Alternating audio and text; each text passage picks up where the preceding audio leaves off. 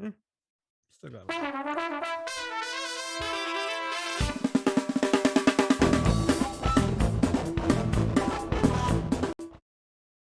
Welcome back to another episode of the Boxscore Geek Show. I'm your host, Dre Alvarez, also known as Nerd Numbers, and part owner of the Green Bay Packers.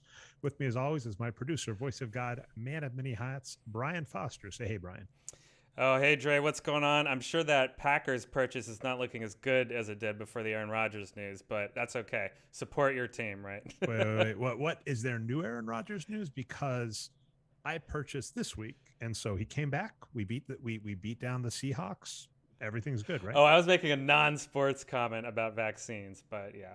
Yeah, I mean, that was what I'll say. So this wasn't on the script. So just to give you a rundown before we do a couple tangents before really getting into the meat, we're going to be talking Nikola Jokic and which Morris, Brian? Markieff, too many Morrises. They're all terrible. But the Nikola Jokic and Morris fight. Your Golden State Warriors, Brian, are they for real? We're going to go back in time, talk a little Scottie Pippen. We're going to give you a history lesson on DeMar DeRozan because apparently everybody forgets about DeMar DeRozan with how Twitter's been talking. And we'll maybe go into a little Rookie of the Year debate. Although sad news, Mobley apparently is out 2 weeks. I do not think that really hurts his standing in the Rookie of the Year race at the moment, but, still a bummer. Oh, yeah. We're going to talk Cavs for sure. Okay. All right, but what I was gonna say, let's talk this briefly, and I don't even want to get too political. I'm just more impressed. So, for those that don't know, Aaron Rodgers was asked if he was vaccinated in an interview a while back, and he said he was immunized. That was his specific language. And then it turns out he was not vaccinated and had basically the NFL, which is fine, had protocols in place for if you were not vaccinated for how you had to behave. And Aaron Rodgers was breaking them. Now, to get on our one, progressive pedestal briefly, notice the treatment of Aaron Rodgers versus other athletes in this realm, and any blowback long term is what it is. But basically, Aaron Rodgers was not vaccinated, wasn't adhering to protocols, and as a result, had to sit out a week. And you would be a fool to think that Jordan Love versus Aaron Rodgers. I think they put up one touchdown. Yeah, so basically the Packers' 2 losses have basically come this year have come at the behest of Aaron Rodgers not wanting to show up to camp initially and probably not being prepared the first week, and then this. And what I wanted to say about this, Brian, keeping it out of politics, actually, is I was impressed at how Aaron Rodgers was able to handle this in a way that essentially, for a polarizing topic, which is really shocking and surprising and sad. We're huge fans of Jonathan Weiler, who wrote the great book Prius or Pickup, which was a precursor warning about polarization in the United States and how these arbitrary things, the reason it's called Prius or Pickup is he's saying we get these weird divides that have nothing to do with politics, that are identity politics, right? Which type of car you drive. I drive a Ford, so I'm, a real American, versus I'm saving the planet, so I drive a Prius. I hate to be mean to both groups of people. There are easy arguments against both sets about their thinking for that. But, one identifies you as Republican, one identifies you as Democrat. And Jonathan Weiler talked about how these things these arbitrary things just start splitting people. And we basically go one side or the other, even though it actually has nothing to do with the underlying politics of your party.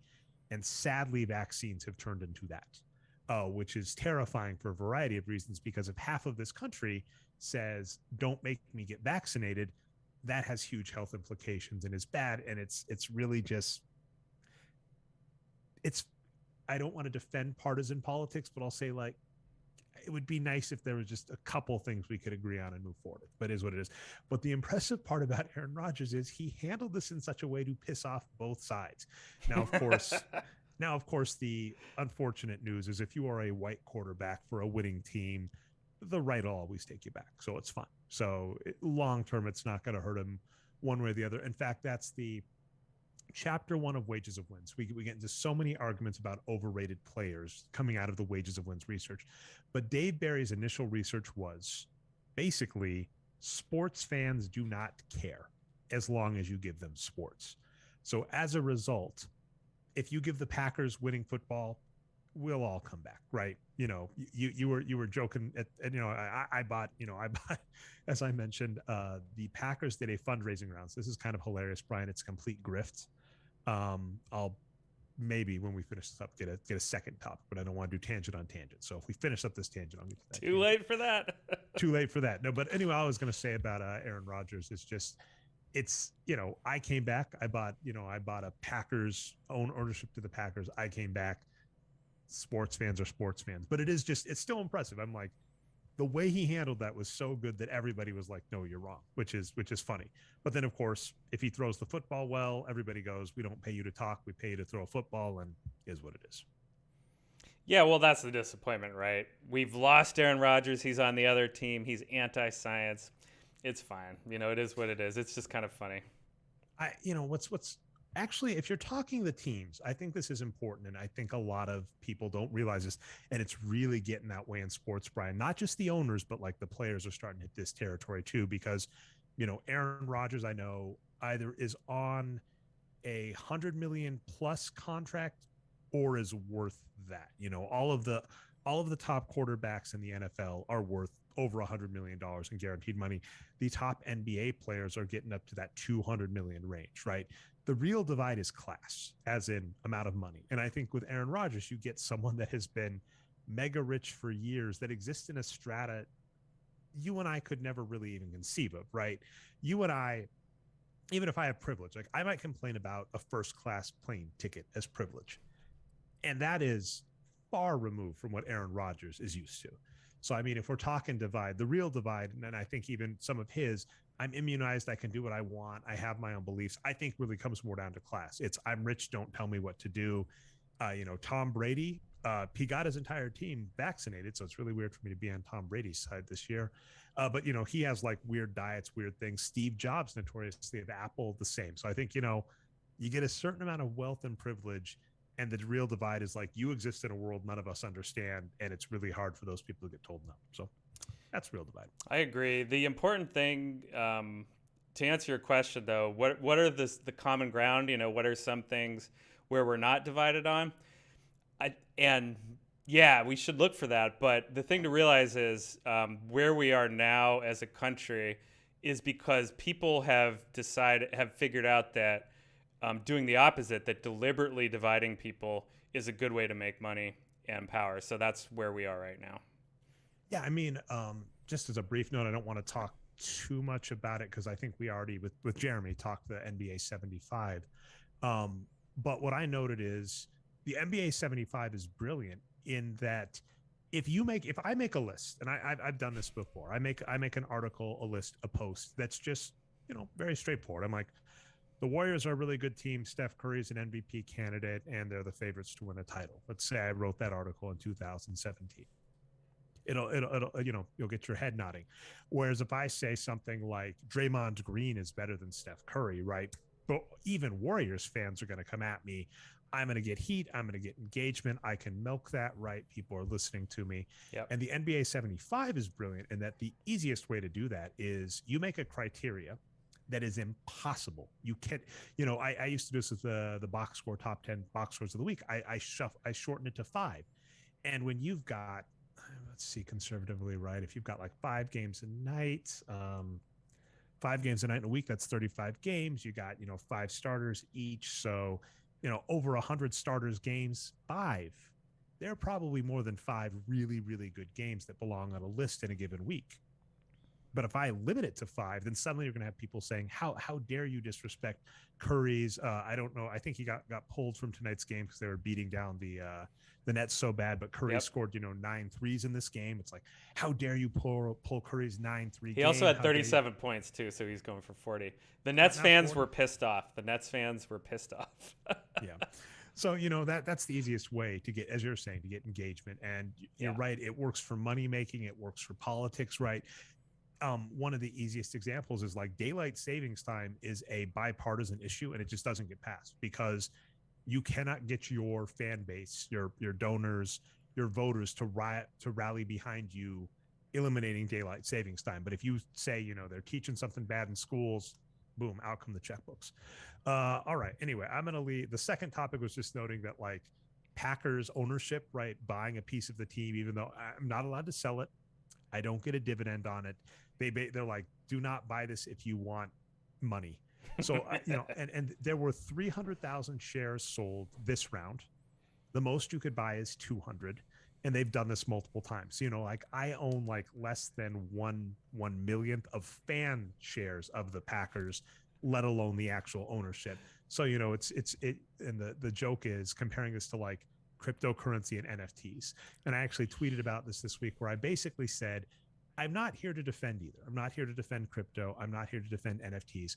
What I am here to say is this belief that people don't invest in things that are kind of like silly, or when you start arguing the value are weird. It's nothing new. One of the things about NFTs people have argued is like you can just right click and save the image yourself. And what I've noted is like I'm a comic book fan and they do reprints of comics all the time, but I can't buy a reprint and sell it for $1 million, where there are some really, really old comics where if I have the original copy, it's worth a lot. Even though the graphics for that exist, I can print out another one, but it's the quote unquote original one that matters the most. So it's nothing new. And I was coming back to Packers shares as something that's been around. They've been selling these for years now as fundraising techniques, original NFTs. So that's what I got there. I mean, you're right. People love speculation. The founding fathers, George Washington, all those people, like they got rich off of land speculation. So yeah, I guess it's in our DNA. Yeah, fair enough. All right, so let's get back to our bread and butter. Let's talk some basketball, Brian. So first off, good note. As of last night, despite the loss, Nikola Jokic is currently atop the MVP leaderboard in the NBA. A fun note I will give that seems to have crickets at the moment is the Nuggets are really good at defense at the moment. I thought Jokic was bad at defense. I don't know, Brian. It's one of my pet peeves in sports about defense and how people gauge it. One thing you've noted, I've loved you for this for years, Brian, is that you'll say rebounds are defense. Yep. Right. Like even if Jokic can't properly guard people at the rim, and in previous years, there has been some indication that the Nuggets, their rim defense, once you get there, and that's what also makes defense difficult, is if you look at the opponent's shooting efficiency at the rim, the Nuggets are bad. But that's not the whole story, right? Because it's almost like an open shot on goal in hockey. Whereas part of the game is you keep people from getting close to the rim. And the second part of the game is once they get there, how good are you at defending them? And the Nuggets have been bad at that second part, at defending them at the rim, but then have had decent, not great defenses, but fine defenses overall. And then, of course, like Jokic is really good at rebounding. So it's kind of one of these weird things where you're like, you can never win with a player like Jokic because of his defense. And it's like, well, the defense seems to be there now. And, that's all good. But follow up on that is we're super early in the season. I'm going to have to wait a while where I'm not going to believe anything I see in the first 2 weeks. In fact, here's an easy test that we've done before, Brian. We'll see who can win the race on this, which is what is the SRS spread at the moment? I have that page open. Spread of what? So interesting. Between first and second?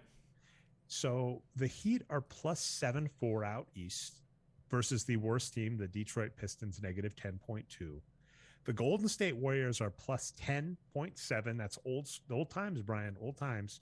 And the Rockets are -11.2. Now, those ranges are in the value range we've seen before, but like historical on both sides, namely +10, -10 SRS is kind of like historically good, historically bad teams. So the NBA is starting to normalize in terms of how teams look, but this still doesn't look like a normal season. What you would expect is one or two teams maybe near 9 at the best, and then maybe the worst teams at -6, and then a bunch a little more clustered. So I still don't give complete faith to the state of the NBA. For those who don't know, SRS is strength of schedule adjusted point margin.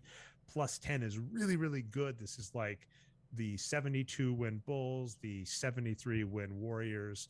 -10 is really, really bad. This is like the Nuggets that should have had LeBron James. So it's not to say teams like this range hasn't been seen, but like not in the same season. So I'll put it that way.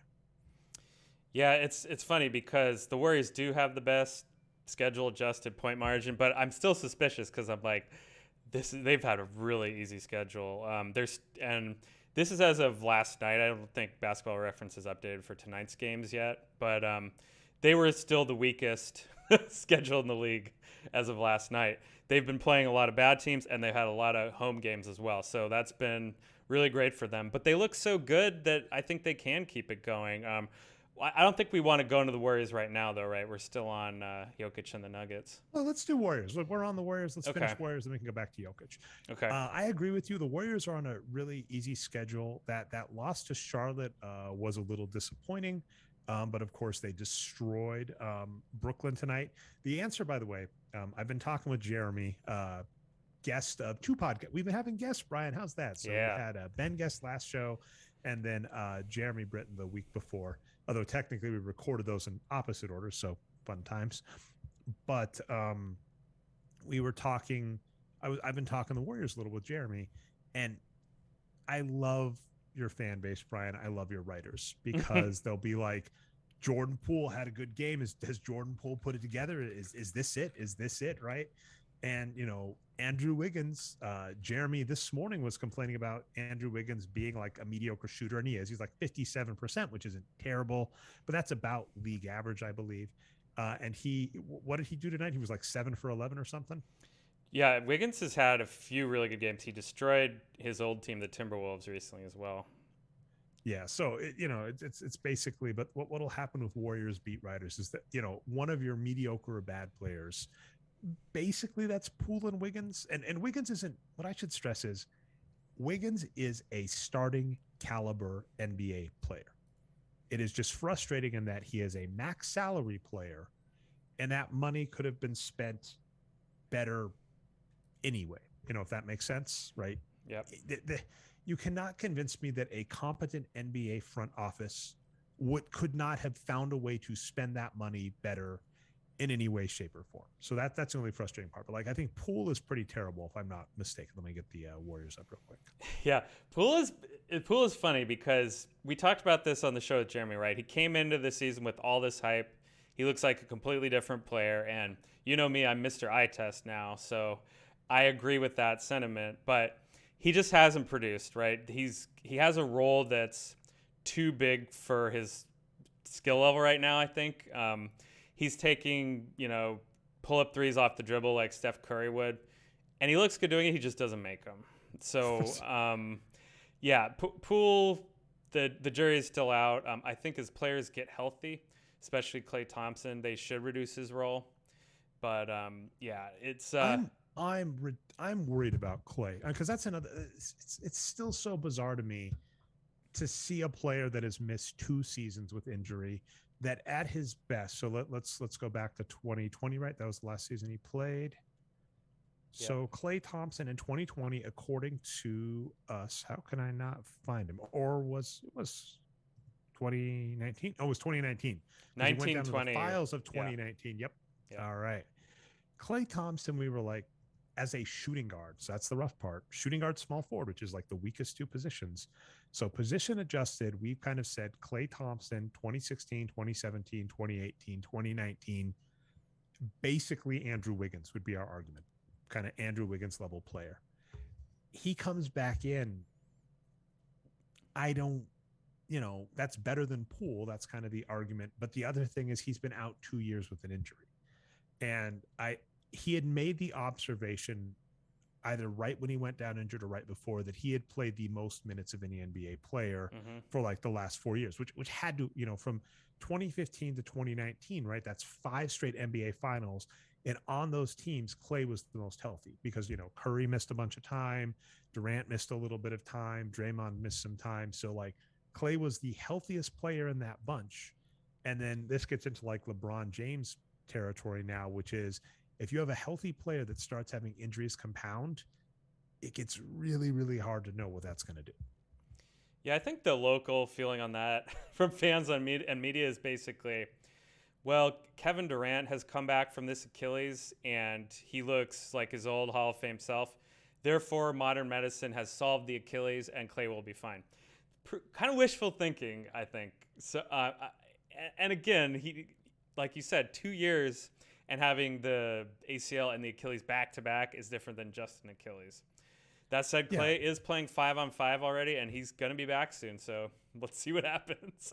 All right. So here is a good, anyway, that's awesome. All right. So by the way, I did open up the chat really quick, and Tontadon said, won't be able to stick around long, but wanted to tap in to let you guys know you are awesome, and I appreciate the work and data. Thank you awesome very much for someone in the chat. Appreciate it. Thank you very much to them. So anyway, what I wanted to say about kind of like the injury expectation, and this ties in really nicely to the Jokic Morris fight, is this weird mentality in sports about the rushing back. And so that's another thing that's got me worried, right? Is how did Clay get injured initially? It was basically him and Durant right in the finals were injured, rushed back from injury to try and help their team win, got more injured, and missed an entire season. Now, it's rough in that you'd know better than me, but last year's injury that kept Clay out last year, in your opinion or anything you've read or heard, was that at all related to the first injury, or is that just kind of like bad luck? It's tough to say. I haven't seen anything definitive, tying them two together. Whenever I see doctors talk about injuries, it's more just like a collection of risk factors, right? Like you were saying, playing a lot of minutes, playing after he had an injury before. I think Kevin Durant specifically had some kind of a calf injury or some injury near the Achilles. And I think I'm butchering this, but the point is, injuries can lead to more injuries, right? So, yeah. No, yeah. So, I mean, and it's hard to know how, but like he's had two major injuries. They're like, he's ahead of schedule. And that kind of talk worries me because I'm going, why is trying to push yourself through injury a good thing? A weird one. We're wrestling fans. Kenny Omega, infamous wrestler, famous and infamous, right? He's infamous because he's been a heel before, but he's just dropped the title to Hangman Adam Page. Great run. Kenny Omega is champion. And it's possible because of health, but like there are reports coming out that are like Omega wrestled this entire match injured, and I'm like, no, that's not a thing. And it's lionized. Omega did this entire thing injured, and isn't that amazing? And it's like, no, like, and people are like, oh my God, Clay might be back early. Isn't that good? No. And I'm thinking, no, right? Like, this is a guy that rushed back and got more injured. Why is it good that he's going to rush back again? I don't think he is. I don't think he is rushing back. Okay. I think if he was rushing back, he'd be playing right now. Like I said, he is already playing 5-on-5. He's probably not going to be back for at least another month to a month and a half. But I will agree with the sentiment, by the way, just to wrap up the Warriors, which is the great news about the Warriors. I got a little bit more. Just the segment, right? Okay. And they can sneak back in, right? I got the Warrior. If Steph Curry wants to be making a billion threes, I've got another fun comparison there, but that'll have to wait. But if Steph Curry is just going to be making all these threes and playing like an MVP, that's more than fine. But reminding me of the Warriors of old, if you take out Jordan Poole, of all of the Warriors that have played at least 100 minutes, all of them are either average or Andrew Wiggins is the like annoying factor, though I think tonight's game is going to boost him. So the good news is, I guarantee you after tonight's game, tomorrow, if you look at the box score Geeks, Andrew Wiggins will be above average. How long he stays above average, who knows? But tomorrow he'll be above average. All of the Warriors players that have played at least 100 minutes, closer to 150, because Juan Toscano-Anderson is at 149. He'll be over 150 tonight, of course. They're above average. The only sore spot is Jordan Poole. And the Warriors of old, like, this is a fun one.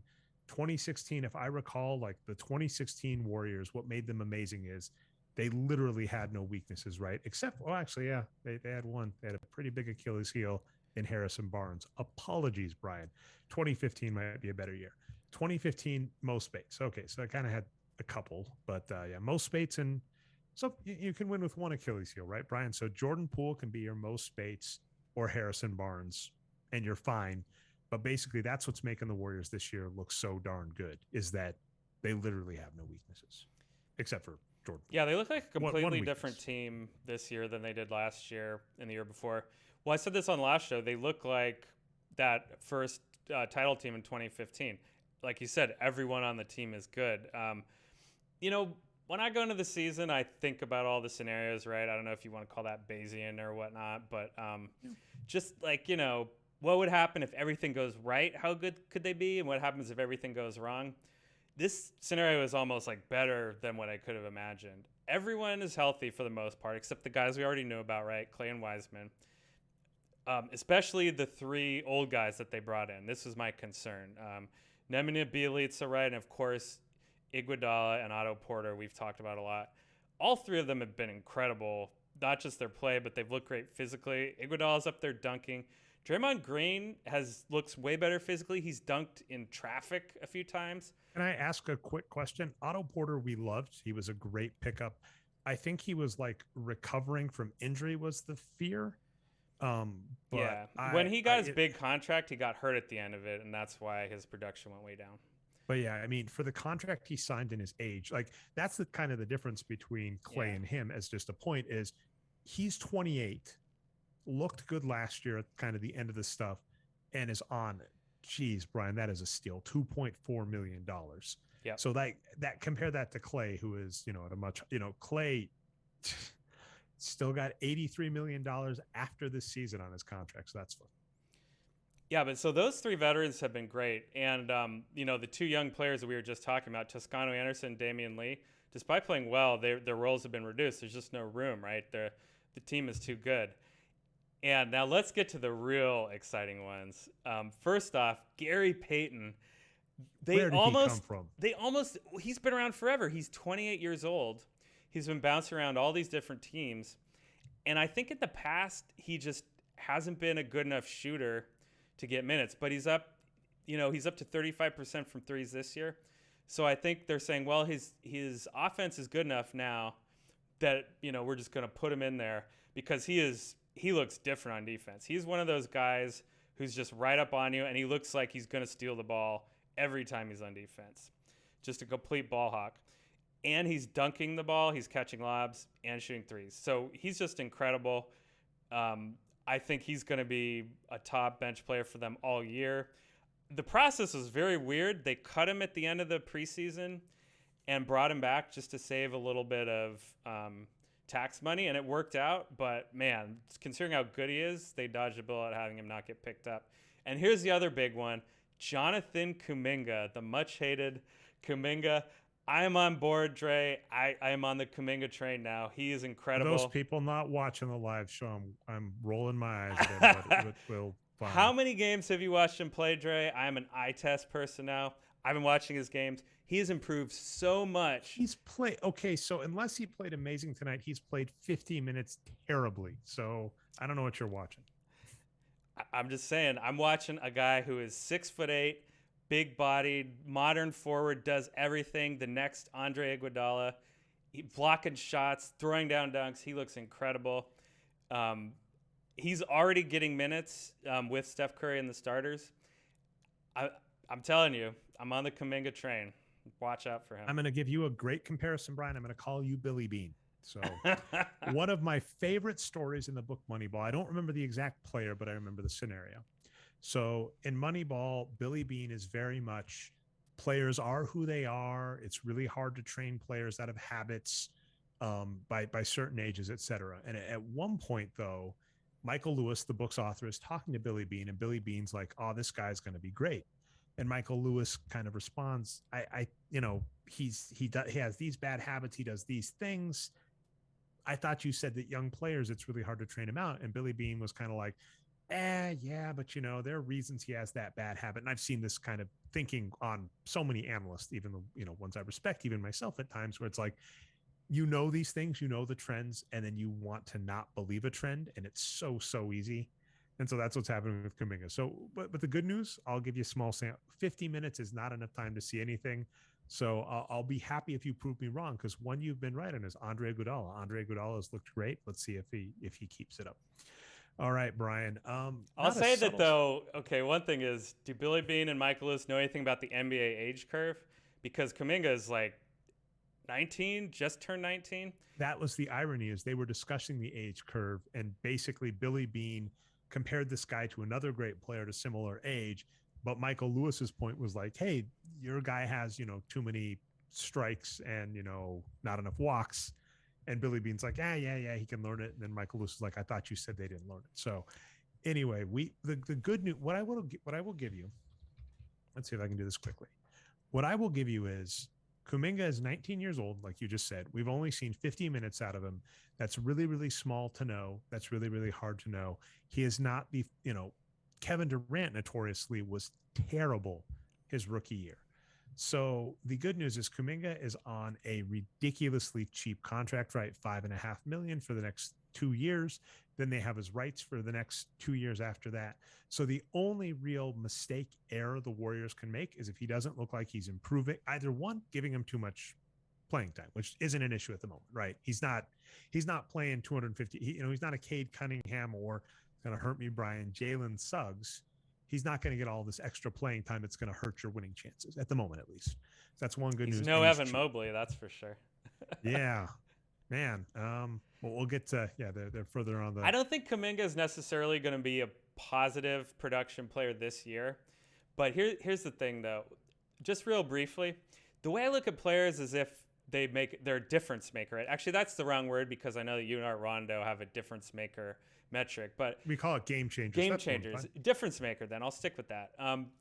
So most players in the NBA, like when you watch them play or you look at their numbers, they're just kind of there, right? They're just kind of replacements. They don't really affect winning or losing that much.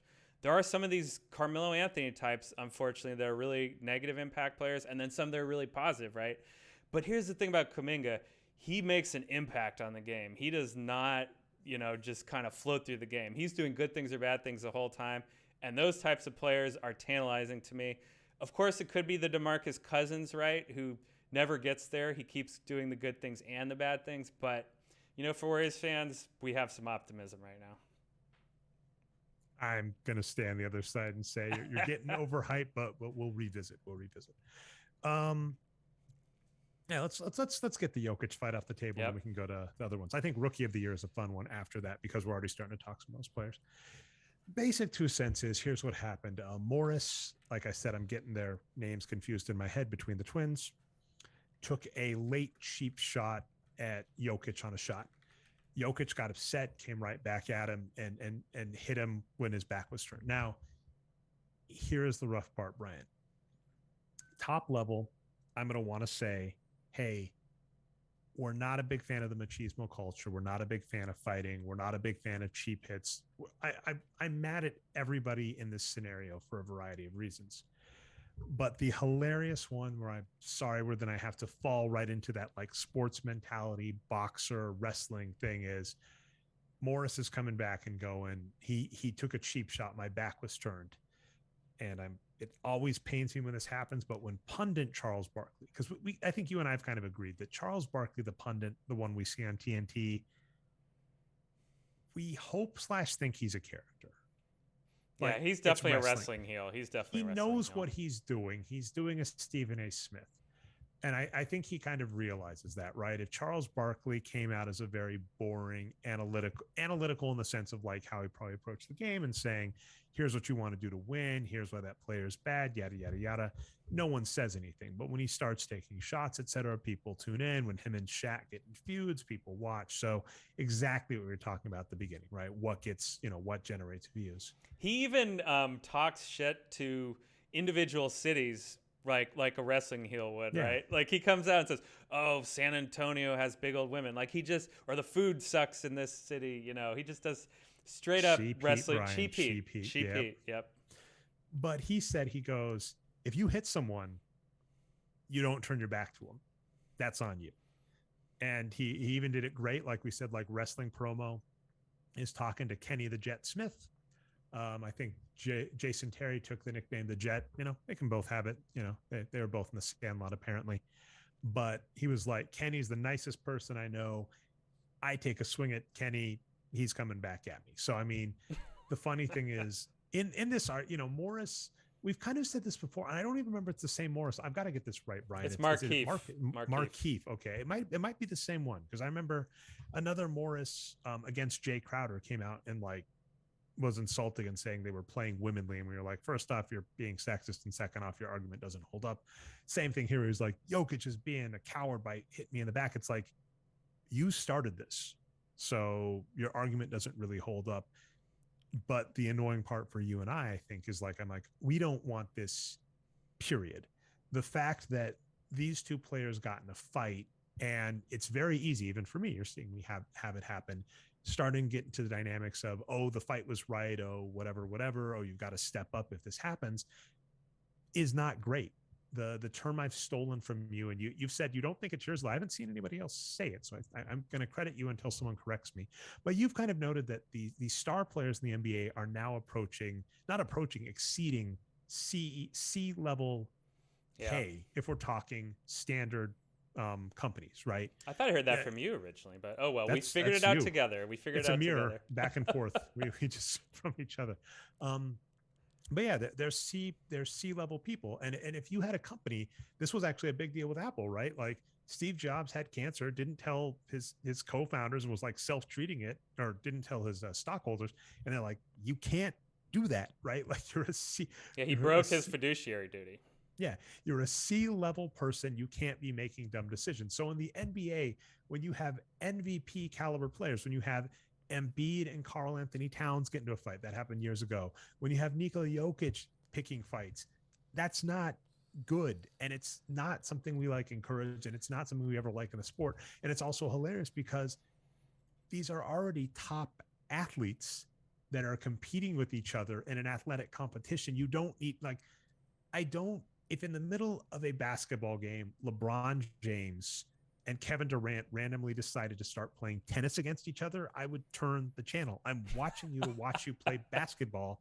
And I know, by the way, I'm in the same boat on like hockey. The fact that hockey is like blow the whistle and two guys on skates try and punch each other, and it's just looks stupid and ridiculous. That is ridiculous as well. So we don't really like this culture, this thing at all. The only argument in response I've seen is, at least to Nuggets fans, at least I test to the Nuggets fans, Jokic gets beat up a lot and doesn't get fouls called, and that's very frustrating to him.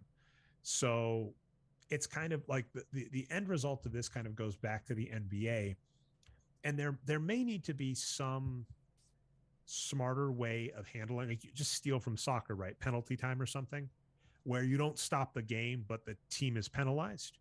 But I mean, if you don't ref the game in such a way to prevent this kind of stuff, it happens and it's bad. And by the way, like old school days, you and I remember 80s and 90s. I think Kevin McHale clothesline Kurt Rambis. There were tons and tons of fights in the 80s and the 90s. And Stern was like, after Malice in the Palace. Kermit Washington punched Rudy Tomjanovich. That was the big one. That was a big deal. I'm going to have to look that up after this. I'm sure there's a. I think Rudy Tomjanovich's playing career was not really the same after that. That's man, I messed up in the head where I'm like, I want to look up the stats on that, even though you're like basically saying like he was like permanently injured. So I don't remember it too well. That might not be true. I would not doubt you being correct, and I've got some fun sources to start looking into that on. But yeah, I mean, essentially, this shouldn't be encouraged in the game, and the net result, right, was it was one game each. That's it. So I'm not happy in any way, shape, or form. And I'm even more upset because I have to freaking agree with Charles Barkley about fighting a point about fighting in the NBA. So I'm just extra mad all around. And the only good news is Jokic is playing amazing. So that's that. Yeah, we discussed this briefly a few days ago, but this is Artūras' point that basically the whole situation is caused by the league, that the league's rules don't handle the take fouls very well, and that this kind of situation is going to keep happening. And I mean, I can see some of that being true. Look at, for example, the flops. I think the most animated I've ever gotten on this show about actual NBA play was this playoff game between the Rockets and the Warriors, where the Rockets just flopped like crazy and won the game, and I was so pissed about it.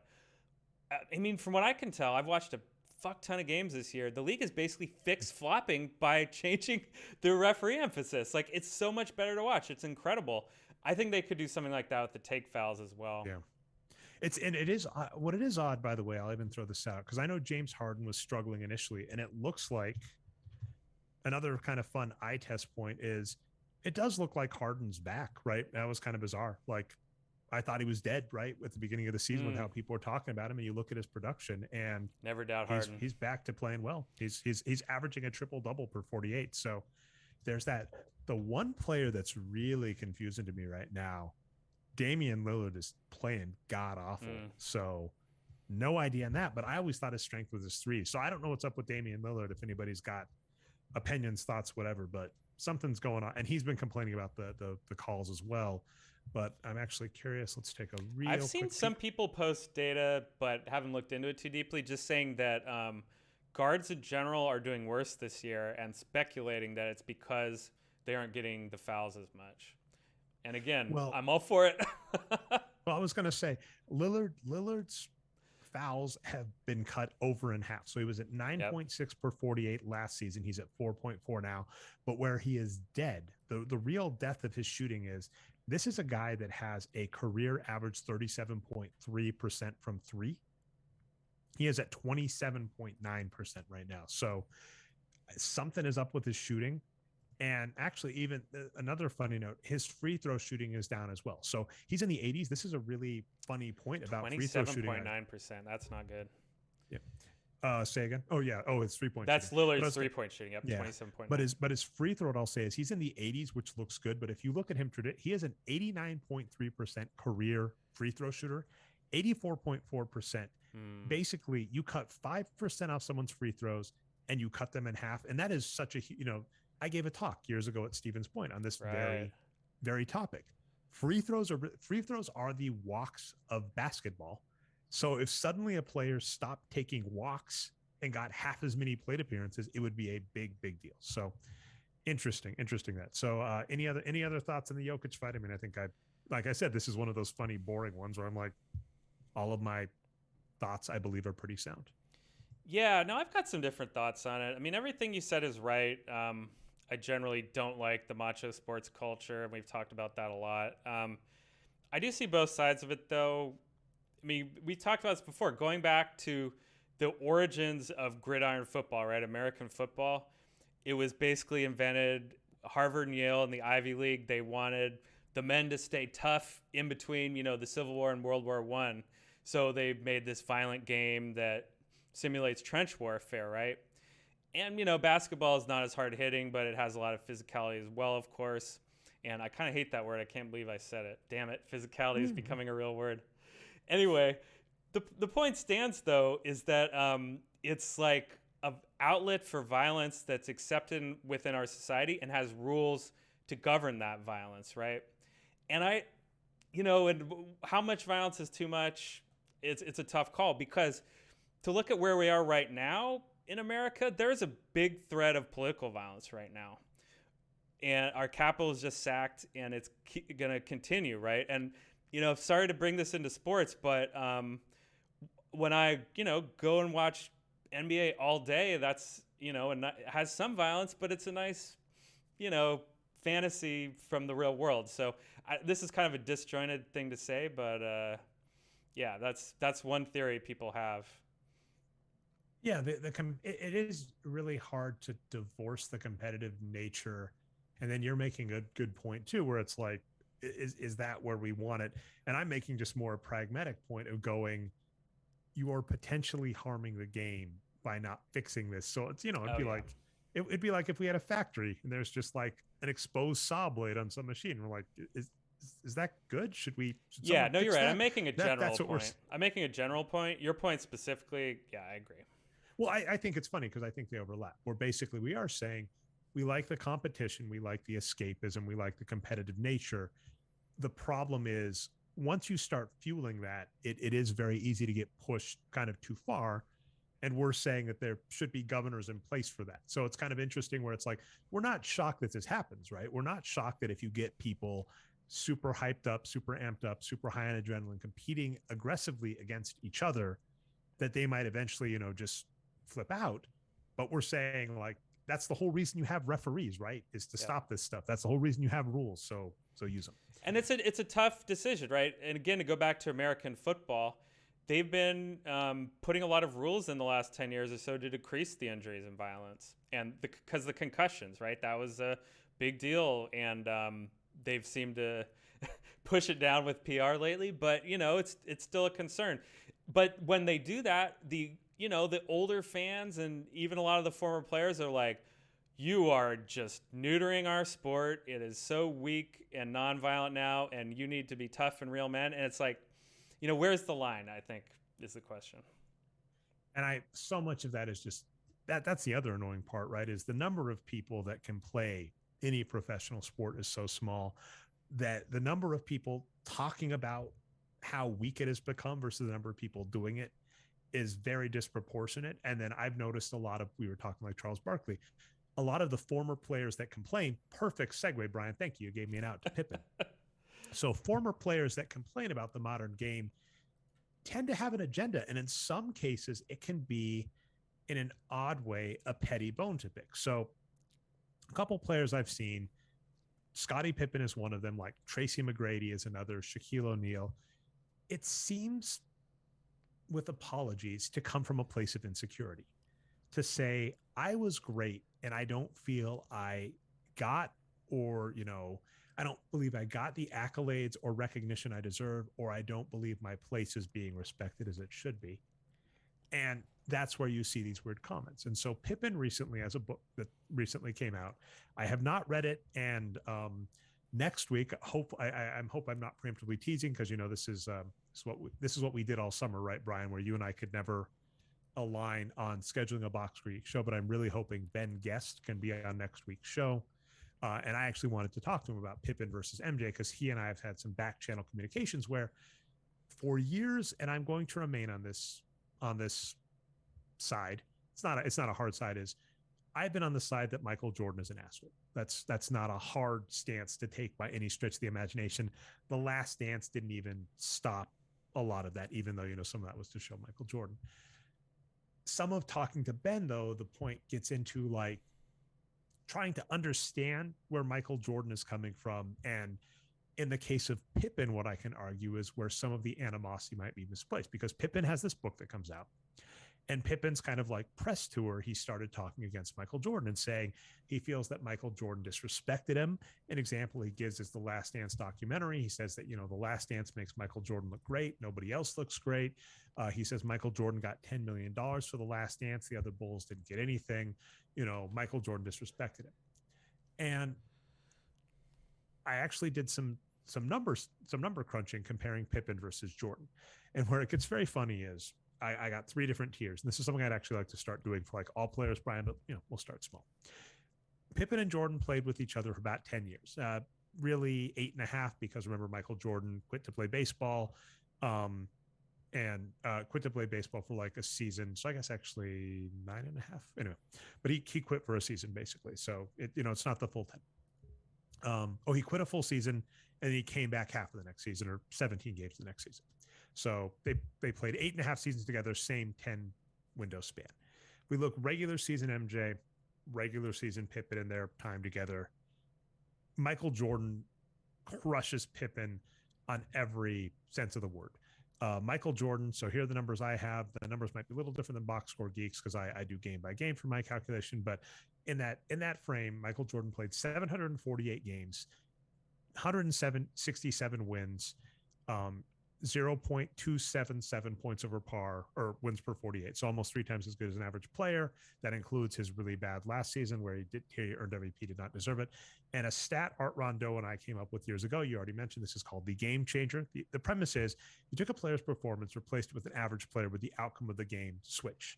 So basically, if they won the game and I took Jordan's performance and replaced him with an average player, and average is a low bar, right? Because I'm not saying bench player, I'm saying average. So you replace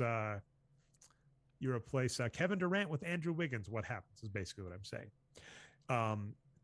There's 2 possibilities, right? You go from a win to a loss. You go from a loss to a win. So Michael Jordan has a record in that of 126-17, meaning there are 126 victories the Bulls would have lost if Michael Jordan wasn't on the court and instead there was an average guard, versus there were 17 losses that would have been wins had Michael Jordan, he was having a bad day. So, I mean, that's huge, right? That is 106 difference in win losses. Scottie Pippen, same period of time, 833 games. That's those 2 seasons Jordan was out for baseball. 132 wins produced. So again, he's 35 wins produced below Jordan, and that's with an extra season and a half. Here's where it gets rough, Brian, for you and I. 212 wins per 48. So 200 is a star player. So Pippen, over 100 wins in a decade. Star players, that's Dre and Brian stars right there, right? But you compare that to Jordan, nowhere close. And on the game changer front, it is 98 to 28. So that's plus 70. So that's, a difference of 35 game changers versus Jordan. Regular season Jordan versus regular season Pippen just does not line up at all. Now, where it starts to get fun, though, is when we start to look at the playoffs. Because in the playoffs, now what you get is Michael Jordan, 27.7 wins in the playoffs, 240 wins per 48, 25 for game changers, 25 plus game changers, 4 negative game changers. So 27, 250, 25, and 4. Pippen, 24 wins, so only 3 wins less. Now, again, that's with an extra season. 208, still a star player. 10-1. So doesn't have the game changer numbers as Jordan, but production starts looking a lot closer to Jordan. This is just playoffs, not finals. We get to the finals. Jordan has 6.1 wins in the finals, 0.195. So now he drops below that star threshold. And in fact, I'm going to say something controversial here. Michael Jordan only had 2 finals where he played at star level. Now, let's be fair. The whole reason of this is the 1996 finals with Gary Payton, which showed up in The Last Dance. When the other team is explicitly preparing for you and playing you game in and game out. So that's the difference in the regular season, right? Is Michael Jordan and even the playoffs, right? You might play weak teams. You're going to play a different set of teams. They can't prepare every night. There's going to be home away. There's going to be injuries. There's going to be rest. There's a much difference as opposed to a team explicitly preparing for you. And then, of course, Michael Jordan was actually really, really old throughout all of the finals runs. Michael Jordan's, we argue like Michael Jordan's best career in terms of regular season performance came before he started making finals. 1988, 1989, Michael Jordan's peak. He is just a freak of nature, doesn't make the finals those years. 91, 92, 93, still good. Michael Jordan and Scottie Pippen are in their 30s when they make that second three-peat. So that's that. So 6 wins, a little below 200 wins per 48, 4-2 on game changers in the finals.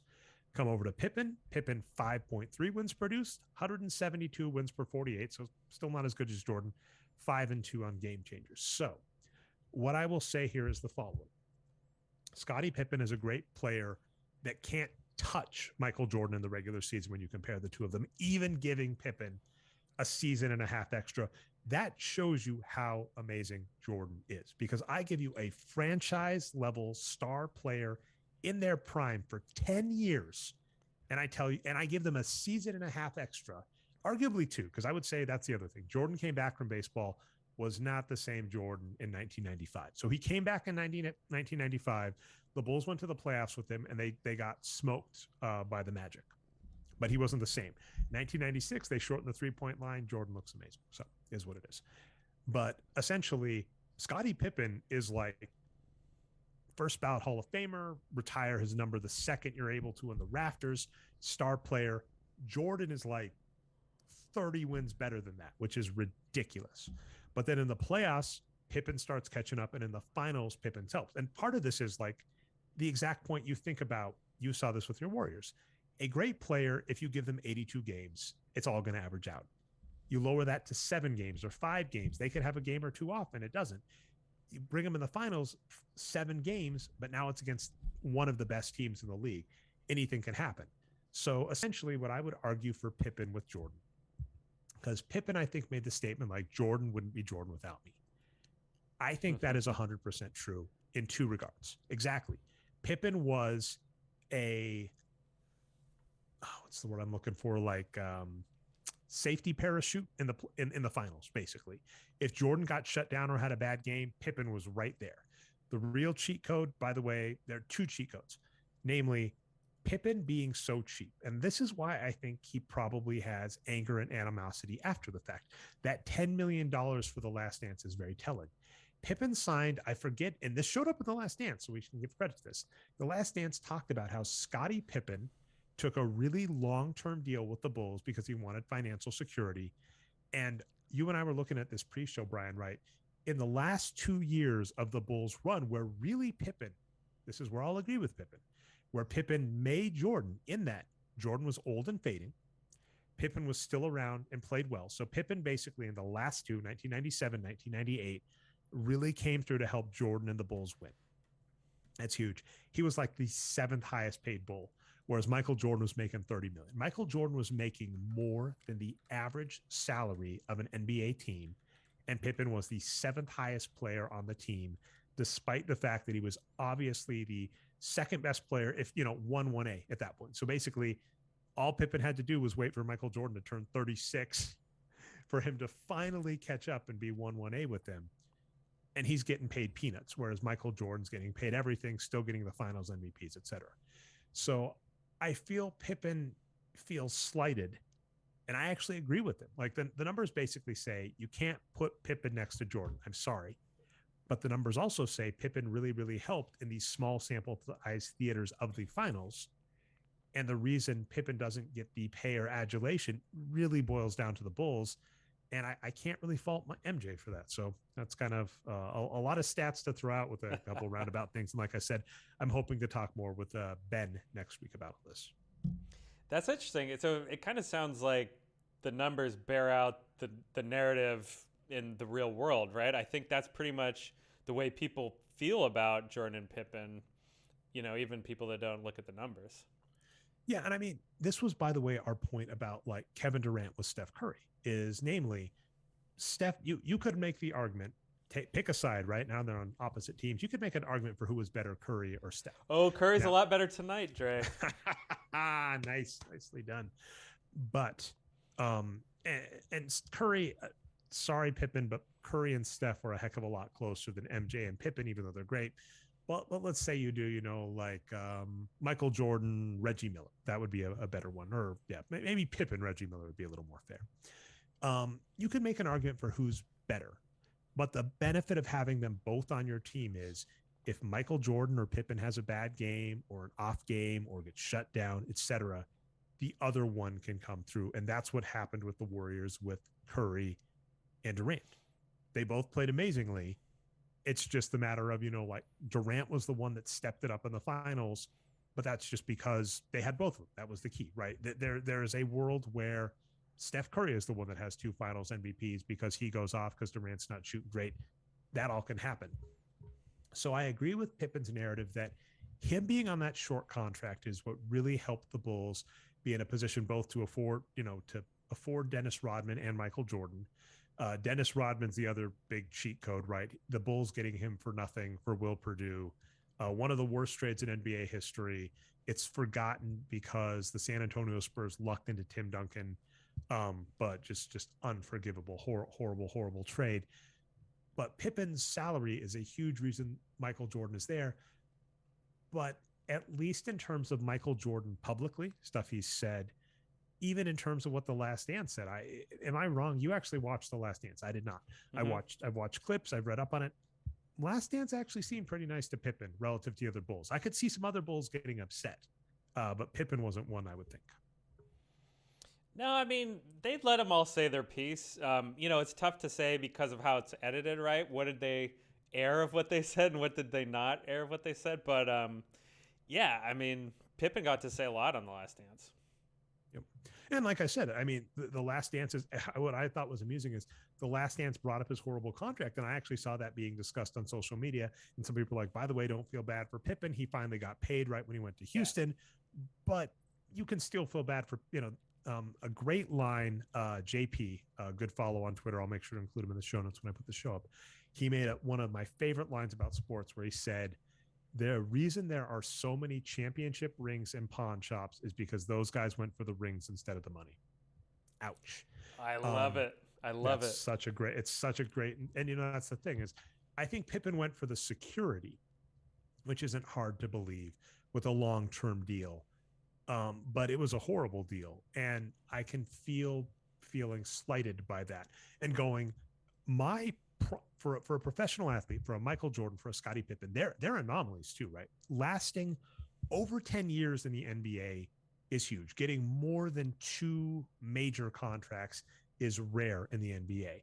So for them to be there, basically Pippen missed out on, 10 to 20 to 30 million dollars conservatively on that contract, the first one with the Bulls.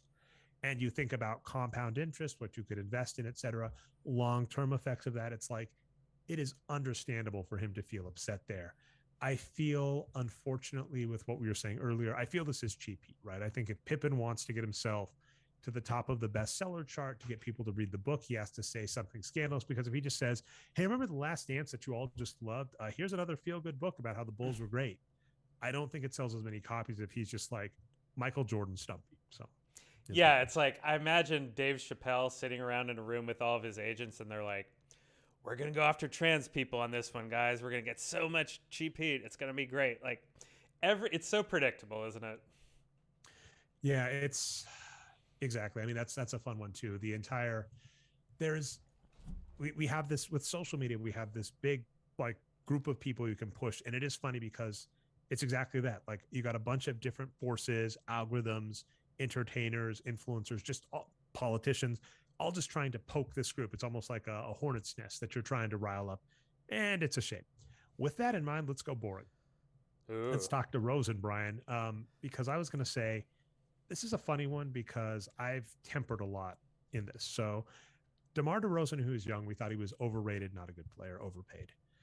He goes on to be a productive player for the Toronto Raptors. There is some narrative about him in the playoffs, but as I just like even showed with Michael Jordan, Scottie Pippen, playoffs are small sample sizes. To quote Billy Bean, who, as I just said, basically you're the Billy Bean of the show this week, Brian.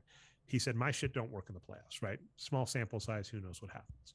So there was a narrative that DeRozan was basically unclutch in the playoffs, but his regular season's numbers bore out that he was a good player. Not a great player, borderline, probably overpaid, but I have really also softened a lot on that, where like Anthony Edwards, as an example. I love Anthony Edwards. He's still not a productive player, but I love him. What the hell do I care if Alex Rodriguez, a multi-million, has to be in the hundreds of millions. I don't know if he's a billionaire officially, but he is, more money than I'll ever dream of. What the hell do I care if he overpays for a rookie? That's on him. Fine, whatever, right? Doesn't matter. So if DeMar DeRozan's overpaid, fine, he's overpaid. He was overpaid on some good teams, and some of our arguments is like, the issue wasn't DeRozan's performance, but was also like, your coach isn't playing, balanced units in the playoffs. So it's like, if you're not going to play your best players in the playoffs, it's kind of weird to get bad at one of your good players for playing a little off. Like, so that's kind of my tempered take on DeRozan. So DeRozan is having a kind of career year for the Chicago Bulls. And this is why it's a history lesson, Brian, because this is really weird to me.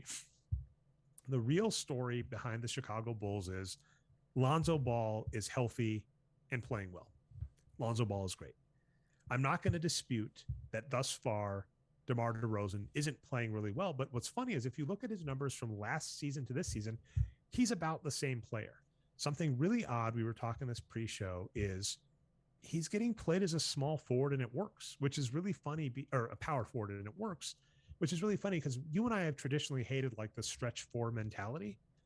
But DeRozan basically is able to shoot really well and facilitate. He's basically a point forward, right? He's able to do that really well. And while he is not great at the traditional big man stats, blocking, personal fouls, and rebounds, he's not bad enough. He's a lot like Dirk Nowitzki in that sense, right?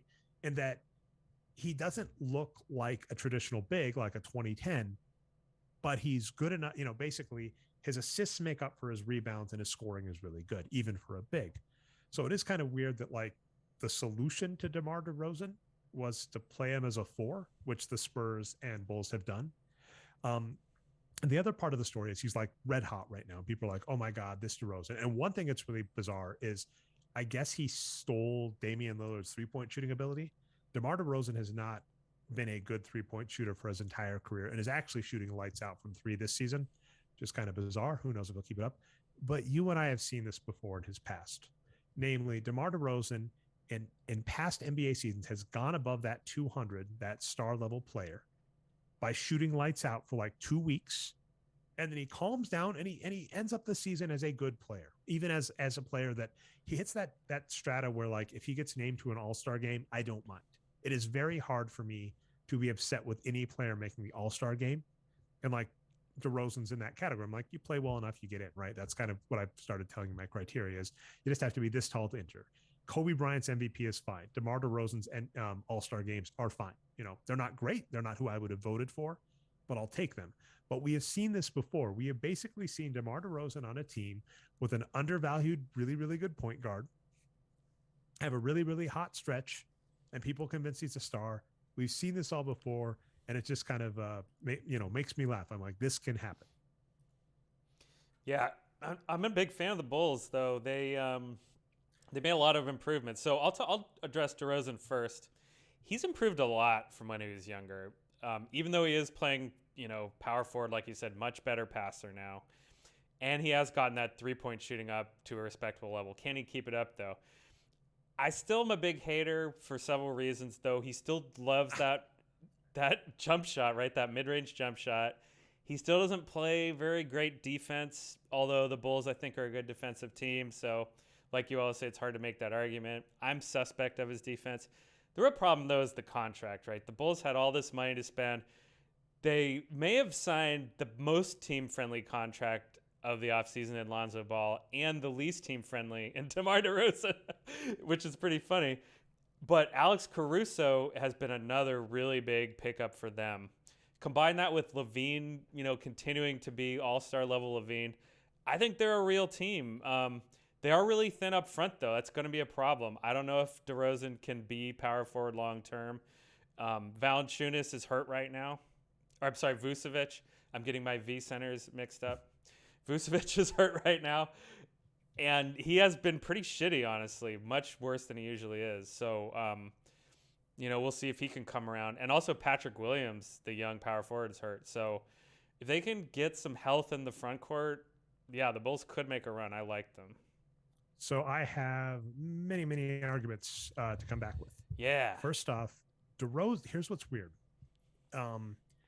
An interesting point that I might bring up with Mobley, the Rookie of the Year race, is it is really, really hard to judge numbers in the modern NBA, even against historical, because there's so much moving stuff. As a very simple example, average true shooting in the NBA is like 55%. 55% true shooting was good. We agreed Kobe Bryant was an MVP caliber player shooting that well in the late 90s, early 2000s. And that is league average now. 3-point shooting. This was a weird one. I was looking, as I mentioned, I was looking like MJ stats. In game 6 of the 1998 NBA Finals, Michael Jordan led all players with 3-point shots with 4 made threes. And he took the most threes in the game at 7. Games changed. Same thing is true with contracts. So the good news is DeMar DeRozan is not signed to a max deal. He is signed to a 3-year, $81 million a year contract. And what I should stress, let's see, I have a bunch of this stuff, Brian. And that was probably an off-the-cuff comment. I bet we could find some worse contracts signed this offseason. Oh, easy one. Do you want to hear them? Let's sure. Let's go. Worst contract in the NBA. This is super easy. Yeah, I know. I'll throw it to you. This is softball. Worst contract in the NBA this season is. They're not going to get over the wall. Oh no, I'm letting you go. I was giving it to you, John Wall. John Wall is the absolute worst because he hasn't played. He's not playing, right? I guess I was only saying players changing teams. Yeah, 40. But John Wall is getting paid $44 million this season not to play. Russell Westbrook's playing pretty bad. Klay Thompson still isn't back. That's a pretty subpar. Oh no, I'm saying contracts signed this offseason. Yeah, here's what I'll point. Let's give you some numbers. John Wall is at $44 million. If you're talking, let's see, Kyrie Irving's at $34 million, not great. Kristaps Porzingis, $31. You might be right in terms of him being the most expensive player to change teams. But here is what is fascinating, is that if you look at DeMar DeRozan, he is only, that's weird, getting paid $26 million. That doesn't even crack him in the top 20 for contracts this season. Good point. And at the moment, so here's where I get in a weird spot. DeMar DeRozan's current wins per 48 is 158. So 200 is star, 100 is average. He's been good. 158 is good. So this is what's funny is everybody's like, oh my God, he's amazing. He's blowing up. And I'm like, he's good. He's a good player. The things you have to adjust for are he's playing as power forward, which is Basketball Reference, and I agree. As you mentioned, they're with Vucevic being injured, they're kind of being forced to play small ball. And kudos to DeMar DeRozan for being a 6'6". Oh, so you're saying his ADJP is probably a little bit better.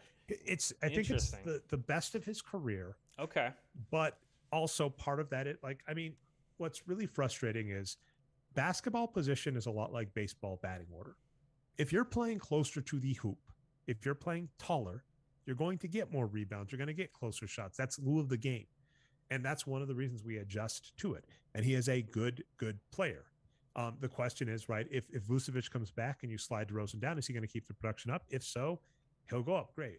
But, the other factors I'm mentioning is a lot of numbers in the NBA are going up. So like DeMar DeRozan's putting up great numbers where no question, if you took this DeMar DeRozan into the 90s or 2000s, he would be MVP, hands down. But he's in the 2020. Geez, 2020s, Brian, where did the time go? But anyway, to that point, though, he is a good... Back in the roaring 20s. I hope not. But he's a good, not great player is what we're saying. So I'm going to start off getting us attacked. Even with that in mind, according to my numbers, he is putting up 23% of an average team's wins with his current win rate of 1.62 wins. He is currently costing 21% of an average team's salary, as in he is in the black. He is a good, is he paid correctly? He is in the number. And that's the other thing. Okay. He is not on a max contract deal where it's going to step up and go in 30, 40.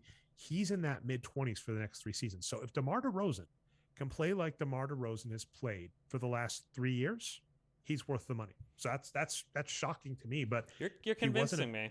Yeah. And here's another way to look at it. The Bulls are obviously trying to win, right? They had Levine, they got Vucevic, and they're like, okay, we have got more money. We're going to just spend money and try to win. You can't spend that money perfectly if you're spending that much money, right? You just have to get, you could get Lonzo, and that's an amazing, amazing deal. DeRozan maybe a little bit mediocre, but you just have to spend the money. So the players that are hurting the Bulls right now, I'm looking at this. So DeMar DeRozan is fine. Nikola Vucevic is overpaid tremendously, but it looks like he was injured and went out soon. So that hurts. He was just shooting really poorly, just shooting Lonzo bricks. Ball is amazing. Lonzo Ball is a steal. I got to joke about this. I was like, so the New Orleans Pelicans traded Anthony Davis, a star in his prime, for young assets that were going to develop to be worth it. And then they traded away those young assets right before they entered their prime. Lonzo Ball, such a steal. He is twice his value.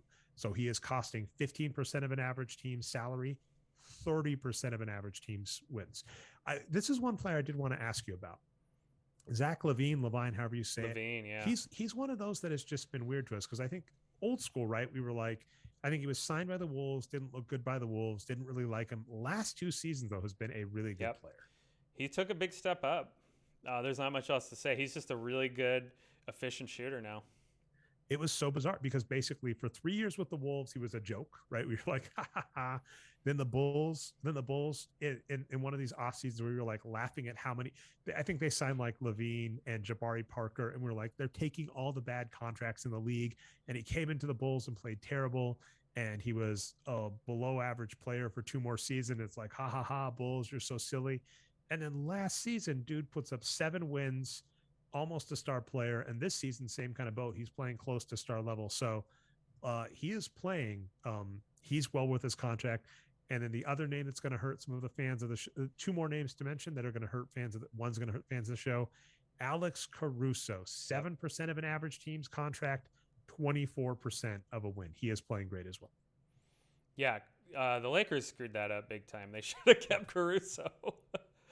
And then last one is Derek Jones, 7% of average contract, 16. So, but basically, here's what's funny. You were saying like DeMar DeRozan was bad. He was, if you were expecting the DeMar DeRozan you saw in the last year of Toronto and the last year of San Antonio, he was worth the money. He was worth the contract. If I had a spreadsheet, I just didn't realize his contract was that good for the team. I thought it was much higher. So that's it is really weird to hear $30 million contract and be told $30 million contract in the modern NBA is 23% of an average team salary, which, I mean, if you think about it this way, if you're paying for 5 starters, that would be like 20%, right? You would maybe want to do something like 20, maybe 30 for a star, 15 for a good player, 10 for a role player, and like 5 for the player still on their rookie contract. So DeMar DeRozan on spreadsheets you've made in the past is worth the money.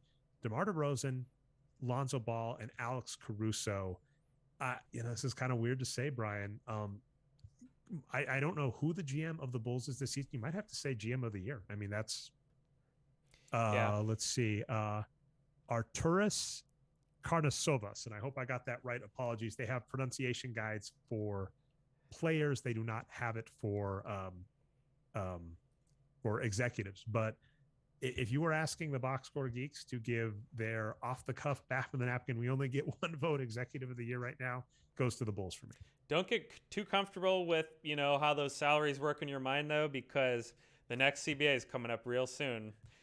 But don't forget DeMar DeRozan. It's very much like Clay. He's on the same. He's not on a max contract, so he's going to be pegged at that $28 million. So DeRozan, Caruso, and Ball. That was let's do one last quick thing before. I don't know how much I even want to talk rookie of the year beyond just saying same kind of notion. Like, it's interesting to me to look at Mobley, and he's good, but he's not like anything we haven't seen before. So some of it's like slow your roll for stuff. Like, we don't know first off how good he is going to be. It's really, really hard to tell. I always bring up, remember the insanity in that there was a point in NBA history where Jeremy Lin was being compared to Michael Jordan because he played that well for 10 games. And 10 games is approximately a month of NBA time. So, he a little less, maybe 2 to 3 weeks, somewhere in there. But basically, he played that well. And people were like, oh my goodness. And he turned into a good player, by the way. Jeremy Lin's one of these rough players where he just was injured. He was injured a lot. And it really sucks when we have players that we like that are good, that maybe got a little overhyped. That's always the rough part, but was definitely a good player. But like a rookie having 10 good games, DeMar DeRozan having 10 good games, that's nothing we haven't seen before. And I really like Mobley. And it is easy, right, to laugh at Cade Cunningham going number 1. Has not looked good. Has had one good game, though. So got that going for him. But that's all I really got is like, I heard all this hype. I saw it's very much like you and Kuminga. Is that how you say the last name? Yep. You hear this and I'm like, oh my goodness, this guy's going to be great. I go look at the numbers. I'm like, man, he's good. He's fine. He's a good rookie. He's winning our rookie of the year race. We'd agree with that. But he's not like, I'm not looking at him going like, oh my goodness, this guy is the biggest steal since Tim Duncan. I'm going, let's see what he does for the rest of the season. Yeah, he's got a lot more in his background, though. So first of all, he was, I can't say for sure, but he was pretty much the best college basketball player the year he played. Totally dominated the Pac-12. And of course, those games are at like 11 p.m. Eastern, so no one watches them, right? But he was really, really good in college. And Kuminga never did that, right? He briefly played for G League Ignite and then played, Summer League for the Warriors. Hasn't played very many big-time games yet. So Mobley's got that experience. Number 2, just who Mobley is physically. He's kind of like a Giannis-level 7-foot athlete that can play defense, play offense, do everything. So, Mobley hype is real, and I've been on that hype train for a long time. I have been watching those late-night USC Trojan games of his. But no, he should have gone first. It's ridiculous they didn't go first in the draft. I think it's just because there's an anti-big sentiment these days that people think center is the least valuable position. Well, the Cavaliers put him at power forward, so joke's on you. I stole this from you, and I want to make sure that this is still out there. Like, this has to make the nomenclature. But on the last show we recorded, you basically noted the Cavs are just going like all big. And I called it, it's not the two towers, it's the skyline. Yeah. We love the Cavaliers skyline. It's great, right? It is so funny too, to look at that where it's just going like, more teams can do this. Actually, I'm really curious to look at. Sorry, I didn't get the right team up in front of me. Let's just do one last comparison. I'm going to do the Cleveland Cavaliers, just a quick glance, and that can be our show, Brian. Yeah. But yeah, just playing a bunch of bigs. Jared Allen, we've loved him, keeping it up. Evan Mobley, playing great. Let's see. Kevin Love playing well, just, shame, injured. So it's just like, yeah, you've got Jared Allen, Kevin Love, Evan Mobley. I don't know how tall Cedi Osman is. I'd be curious. He's tall. He's tall, but he plays on the wing, so he's just another guy who's bigger than his position. And rough one is they're playing Lauri Markkanen to another big, but he's just not good. So the best thing that's happened for the Cavs, and this all sounds mean, and I don't really mean it, but Sexton and Markkanen both got hurt and have not been playing well before they were hurt. Yep. So that's really helped them. Having Rubio play with Garland more, that's definitely their best backcourt. And like you said, Cedi Osman, I don't know where he came from because he's been in the league a while and has not been very good. So he's taken a big step forward, and they're getting Okoro in there as well, for Sexton. So I love this team. Do we know what's going on with Ed Davis? Because we've loved him in the past. He doesn't look good on the numbers. That's because I think he's just old. I think he's just old, and they have too many bigs. Maybe they can put him at shooting guard. I don't know. He that old, is he? Only 2011? You're making me feel bad. 32, Brian. Yeah. Yeah, 32. He could still be good, but he hasn't put up numbers in a few years. Here's what I'll say. You bundle up Lauri Markkanen and Colin Sexton and some picks for Ben Simmons, and Cavaliers can go to the finals. How's that? The best thing, though, is when Markkanen got hurt, they could have put some kind of, real small forward there in, but they're like, no, we're going to put in Dean Wade, the power forward, is going to be our small forward now. So. Love it. And he's not playing great. No, but, good old D Wade. You got to love D Wades. Yeah. Anyway. Oh, yeah, and I love the multiple Jay Greens, right, in the NBA. It just for the database, it's brutal, isn't it? All right. Anything else you want to end on, Brian? No, that's it. I love the Cavs. I'll be watching them, and, of course, the Warriors. I'm really enjoying this NBA season. A lot of good games and a lot of good teams. The East and West are both stacked with good teams. So we started a minute early, Brian. We meant 5 minutes over our scheduled time. I will take it. If you found us not through the website, this has been the Boxscore Geeks Show. You can find us at boxscoregeeks.com. Of course, the Boxscore Geeks Show you can find on Stitcher, iTunes, anywhere else where podcasts are found as the Boxscore Geeks Show. We go live Monday, Tuesday, usually around, if we go live, it'll be after 10 p.m. Eastern Standard Time. That's based on my life. I have to wait till bedtime for my kiddo. So, and there was a period of time I was streaming video games, Brian, and then my kid's daycare got shut down for over a week with COVID. So turns out if you were playing video games at night with your spare time and then suddenly you have to take PTO, your spare time disappears. So that is what it is. But you can check on twitch.tv/nerd numbers after hours to see if anybody streams. You're more than welcome to stream video games on it as well, Brian, if you're playing anything. I was playing Zelda 2. Might have a post on that at some point. I'm your host, Dre Alvarez, aka Nerd Numbers, co-host Brian Foster. You can find on Twitter as Boxscore Brian. Have a week, and we'll see if the Warriors are still for real next week.